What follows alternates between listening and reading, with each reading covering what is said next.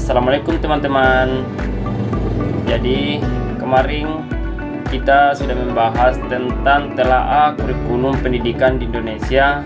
Jadi pada kesempatan video ini kita akan membahas tentang pendekatan konsentris dalam mengembangkan kurikulum pendidikan. A. Landasan pengembangan kurikulum. Proses pengembangan kurikulum lebih dipengaruhi oleh pandangan para pengembang yang berfokus pada perkembangan ilmu pengetahuan dan teknologi. Pertimbangan terhadap kebutuhan peserta didik dan masyarakat seringkali dijawab dengan menekankan pentingnya kemajuan dalam ilmu pengetahuan. Akibatnya, peran kebudayaan yang seharusnya menjadi landasan utama dalam pengembangan kurikulum cenderung diabaikan. Landasan lain yang penting dalam pengembangan kurikulum adalah teori belajar, yaitu teori tentang bagaimana siswa belajar. Selain ini, pembahasan mengenai teori belajar banyak mengacu pada teori yang dikembangkan dari ilmu psikologi. Pandangan para ahli tentang perkembangan kurikulum, Ki Hajar Dewantara 1936, 1945, dan 1946 juga menekankan bahwa kebudayaan adalah faktor mendasar yang menjadi akar pendidikan sebuah bangsa.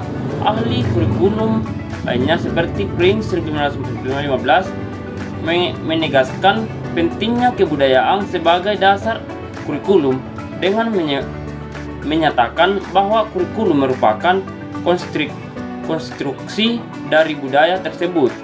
Kebudayaan mencakup keseluruhan cara hidup manusia dan perkembangan pola hidupnya, sehingga bukan hanya menjadi landasan pengembangan kurikulum, tetapi juga menjadi tujuan yang ingin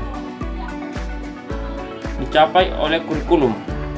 Longstreet dan Sea 1993 mayoritas bahwa kebudayaan memiliki dua fungsi perseptif, yaitu eksternal dan internal. B. Pandangan lintas budaya dalam kurikulum. Indonesia adalah negara yang kaya dengan budaya seperti dinyatakan dalam motto nasional Bhinneka Tunggal Ika. Bhinneka yang berarti berbeda banyak, tunggal yang berarti satu.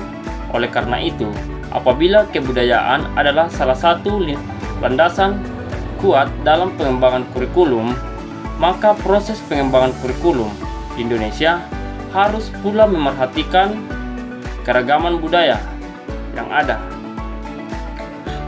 Artinya, pandangan multikultural dalam pengembangan kurikulum di Indonesia adalah salah satu keharusan yang tak dapat diabaikan lagi. Penerapan Undang-Undang Nomor 22 Tahun 1999 tentang otonomi daerah tidak serta-merta membuat pandangan multikultural diadopsi dalam pengembangan kurikulum di Indonesia. Undang-undang ini memberikan kewenangan kepada pemerintah daerah untuk mengelola pendidikan yang memungkinkan munculnya berbagai kurikulum sesuai dengan visi misi dan pandangan para pengembang kurikulum di masing-masing daerah. Namun bukan berarti kurikulum yang dikembangkan pasti berlangsung pada pendekatan budaya.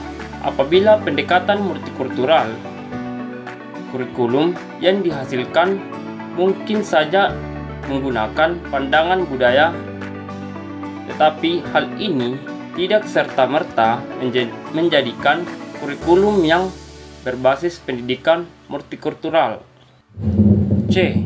Kurikulum multikultural masa mendatang. Proses pengembangan kurikulum haruslah meliputi tiga dimensi kurikulum, yaitu kurikulum sebagai ide, kurikulum sebagai dokumen, dan kurikulum sebagai proses. Ketiga dimensi kurikulum ini berkaitan satu dengan lainnya, dan kurikulum sebagai proses dilaksanakan dengan berbagai kebijakan kurikulum. Kebijakan-kebijakan tersebut merupakan operasionalis kurikulum sebagai ide. Pengembangan ide melibatkan penentuan filosofi kurikulum, model kurikulum yang digunakan, pendataan dan teori belajar yang diterapkan, serta pendekatan atau model evaluasi hasil belajar. Kedua, dimensi kurikulum ini dapat dikembangkan baik dalam konteks otonomi dengan diskriminasi pengembangan kurikulum maupun daerah konteks. Jadi, ada dua alternatif untuk pengembangan kurikulum. Yang pertama, alternatif adalah kurikulum sebagai ide dikembangkan dan tingkat nasional, sedangkan kurikulum dalam bentuk dokumen dapat dikembangkan di daerah. Alternatif kedua dapat diterapkan jika daerah memiliki tenaga pengemban yang memadai. Namun jika tenaga pengemban di daerah tidak cukup, sebaiknya alternatif pertama yang dipilih. Jika daerah sudah memiliki tenaga pengemban yang cukup dan berpengalaman,